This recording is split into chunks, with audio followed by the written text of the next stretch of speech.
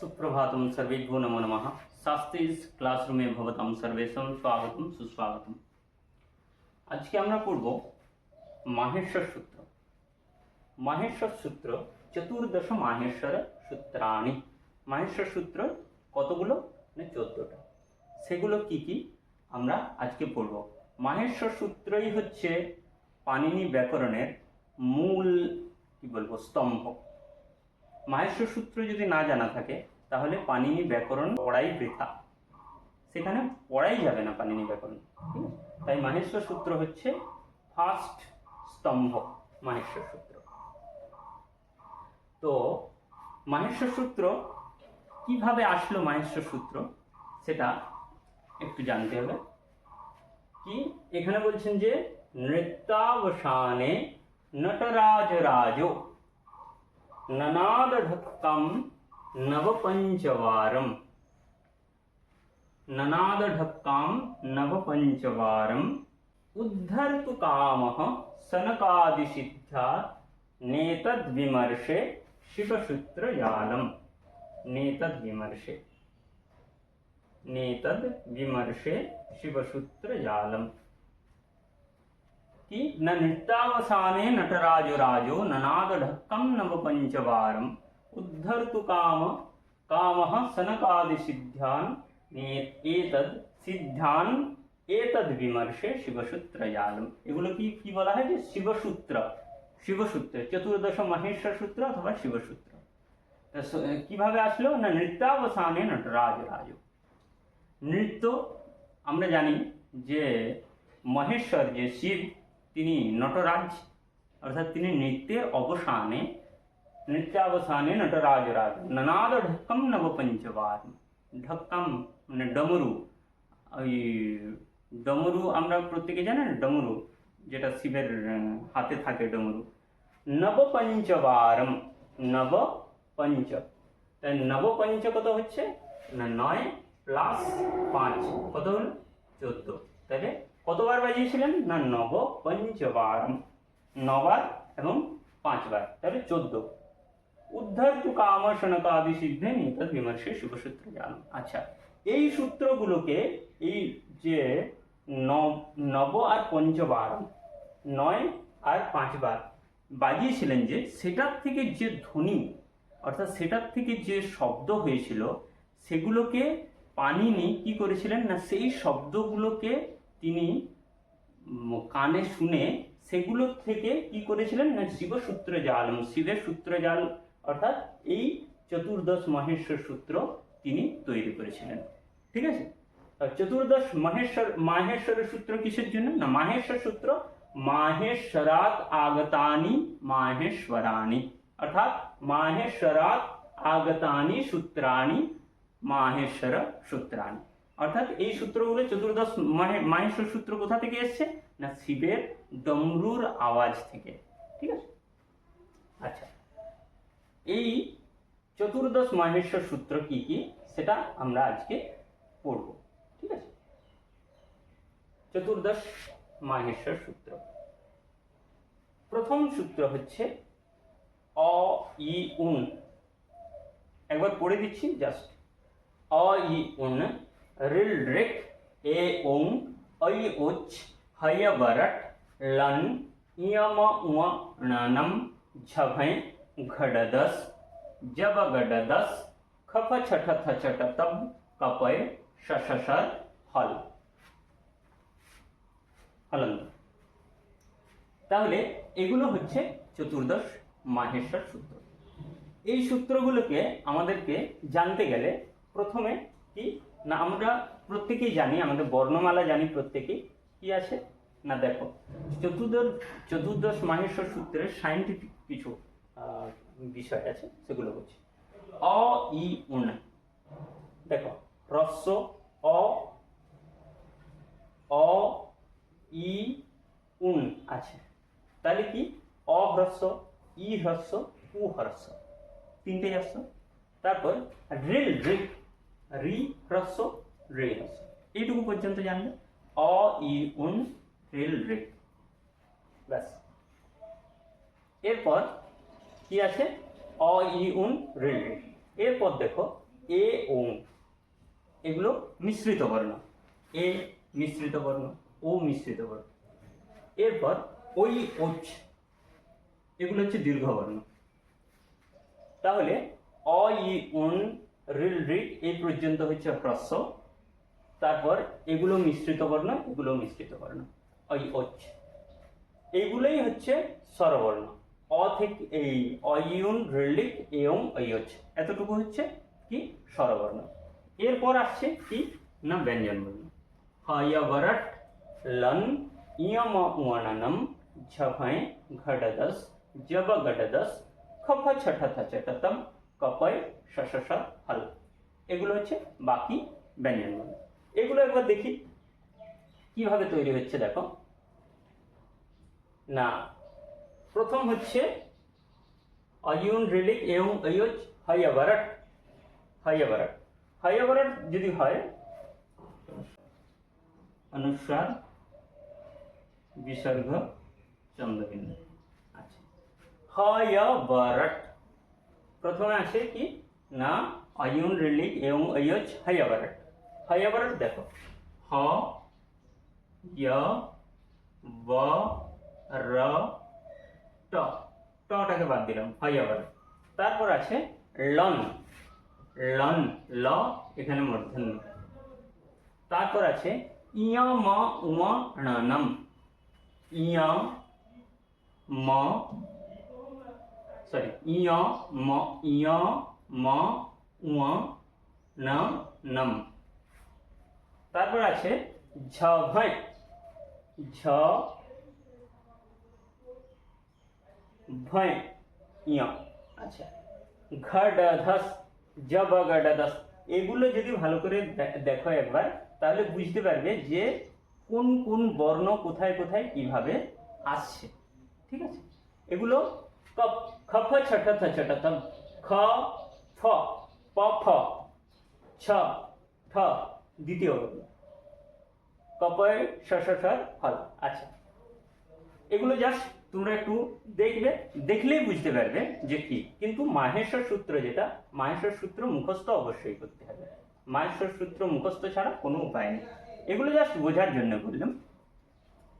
এরপর কি, এরপর হচ্ছে বলছেন কি না এষাম অন্ত্যা ইতঃ, এষাম অন্ত্যা ইতঃ, অর্থাৎ এগুলি যে এই মাহেশ্বর চতুর্দশ মাহেশ্বর সূত্র এগুলির অন্তিম যে বর্ণ সেই বর্ণটা কি না ইতঃ, ইত সংজ্ঞা।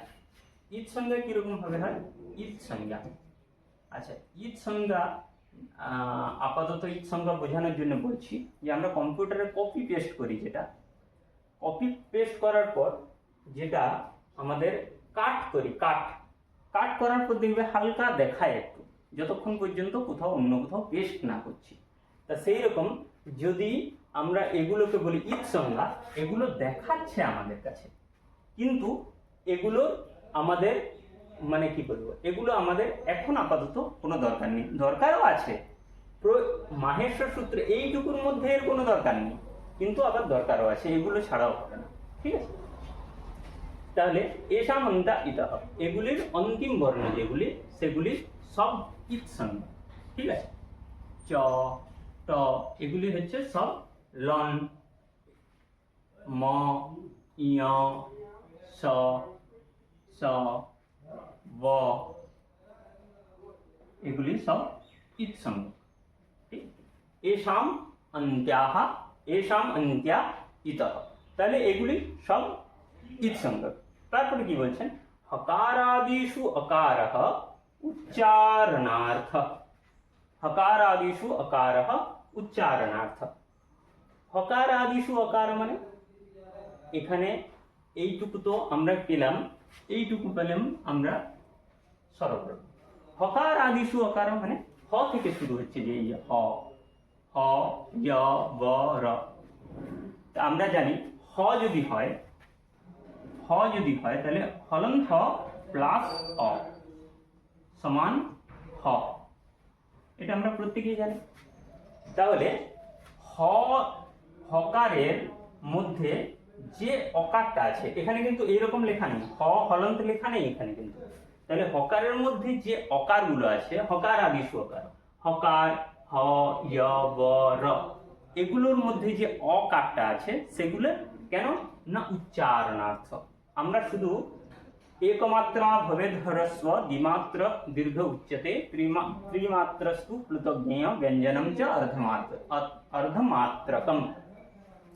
তাহলে ব্যঞ্জন বর্ণ কি অর্ধমাত্রা, অর্ধমাত্রা কিন্তু আমরা উচ্চারণ করতে পারি না, যার জন্য বললেন শুধু তার সাথে একটা স্বরবর্ণ যোগ করে অ যোগ করে এখানে দেওয়া হয়েছে। কিন্তু বস্তুতঃ কি না এগুলো হচ্ছে হ, য়, ব, র, হসন্ত অথবা হলন্ত। হলন্ত দিলে আমাদের উচ্চারণ করতে অসুবিধা হবে, তার জন্য এখানে হ, য়, ব, র এরকম ভাবে দিয়েছেন। এগুলো কি না উচ্চারণার্থ। উচ্চারণ लन मध्ये तु इत् संज्ञक, लन मध्ये तु इत् संज्ञक। लन কোথায় আছে না দেখো लन, এই लन মধ্যে কি না लन মধ্যে ইৎ সংজ্ঞক। এখানে যে লনের মধ্যে যে অকারটা আছে এটা উচ্চারণার্থ না, কিন্তু উচ্চারণের জন্য না। এই যে অকার যেটা এইখানে লন ভাঙলে কি হবে, লনকে যদি আমরা ভাঙি তাহলে কি হবে না ল প্লাস অ সমান ল, ঠিক আছে, ল প্লাস অ সমান ল। তাহলে এখানে যে লন এটা কিন্তু উচ্চারণার্থ না, এটা হচ্ছে কি না লন মধ্যে তু ইৎ সংজ্ঞক, অর্থাৎ এটা হচ্ছে ইৎ সংজ্ঞক, এটা উচ্চারণের জন্য নেননি, এটা ইৎ সংজ্ঞক। কেন ইৎ সংজ্ঞক পরবর্তীতে এগুলো আমাদেরকে জানতে হবে, ঠিক আছে। তাহলে এখন হলো চতুর্দশ মাহেশ্বর সূত্র, চতুর্দশ মাহেশ্বর সূত্র লন মধ্যে তু ইৎ সংজ্ঞক এই পর্যন্ত। আচ্ছা, এরপর আমরা জানব যে মাহেশ্বর সূত্রকে আমরা আরো কি কি সূত্র বলতে পারি। যেহেতু মহাদেবের কাছ থেকে এসছে তাহলে এদেরকে আমরা শিবসূত্র বলতে পারি, শিবসূত্র, শিবসূত্র, শিবসূত্রম, ঠিক আছে, শিবসূত্রম বলতে পারি। আর কি বলতে পারি মাহেশ্বর সূত্র বলতে পারি। আর কি বলতে পারি চতুর্দশ মাহেশ্বর সূত্রাণি বলতে পারি। আর কি বলতে পারি এগুলোকে প্রত্যাহার সূত্রাণি বলতে পারি, মানে প্রত্যাহার সূত্র বলতে পারি এগুলোকে, ঠিক আছে। তাহলে এই প্রত্যাহার কিভাবে তৈরি হয় সেটা আমাদেরকে প্রথমেই জানতে হবে যে প্রত্যাহার কিভাবে তৈরি হয়। শিবসূত্রম, এগুলোকে আমরা শিবসূত্রম বলতে পারি। এগুলোকে আমরা আর কি বলতে পারি মাহেশ্বর সূত্র বলতে পারি। মাহেশ্বর সূত্র তো বললামই, মাহেশ্বর সূত্র, মাহেশ্বর সূত্র, মাহেশ্বর সূত্র বলতে পারি। আর কি বলতে পারি না এগুলোকে আমরা প্রত্যাহার সূত্র বলতে পারি, প্রত্যাহার, প্রত্যাহার সূত্র বলতে পারি, ঠিক আছে। আর কি বলতে পারি এগুলোকে বর্ণ সমাম্নায়, বর্ণ সমাম্নায়, সমাম্নায়, বর্ণ সমাম্নায় বলতে পারি। এগুলো কোশ্চেন অনেক সময় আসতে পারে, বর্ণ সমাম্নায়। আর কি বলতে পারি না বর্ণমালাও বলতে পারি, বর্ণমালাও বলা যায়, যেহেতু এখানে বর্ণ দিয়ে তৈরি আছে বর্ণমালা, এগুলোকে আমরা বর্ণমালাও বলতে পারি, ঠিক আছে। এখন প্রত্যাহার সূত্র যদি বলা হয়, যে প্রত্যাহার সূত্র যদি এগুলোকে আমরা বলি তাহলে প্রত্যাহার তৈরি হয় কিভাবে, ঠিক আছে। প্রত্যাহার কিভাবে তৈরি হয় সেটাও আমাদেরকে জানতে হবে। কি বলছে না প্রত্যাহার, প্রত্যাহার কিভাবে, প্রত্যাহার শব্দের অর্থ কি না প্রত্যাহ্রিয়ন্তে, প্রত্যাহ্রিয়ন্তে, প্রত্যাহ্রিয়ন্তে সংক্ষিপ্যন্তে, জাস্ট লিখে দিচ্ছি প্রত্যাহ্রিয়ন্তে,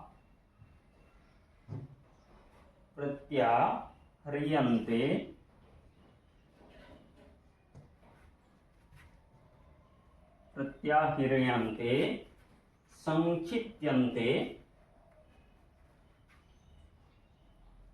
संक्षिप्यन्ते संक्षिप्यन्ते प्रत्याह्रियन्ते संक्षिप्यन्ते वर्णाः अस्मिन् इति वर्णाः अस्मिन् इति अस्मिन् इति प्रत्याहार। ঠিক আছে, প্রত্যাহার। এরপর তাহলে প্রত্যাহার তৈরি হচ্ছে কিভাবে সেটা আমাদেরকে জানতে হবে।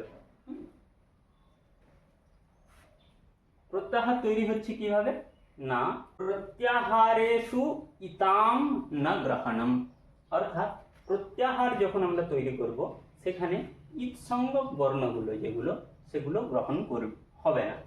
তাহলে প্রত্যাহার কিভাবে তৈরি হয় না, প্রত্যাহার তৈরি হয় যেরকম অ আর লাস্টের যে ইৎসঙ্গক বর্ণ, অ এবং লাস্টের ইৎসঙ্গক বর্ণ, এটাকে যদি আমরা একসাথে করি তাহলে কি হবে অন, এটা একটা প্রত্যাহার।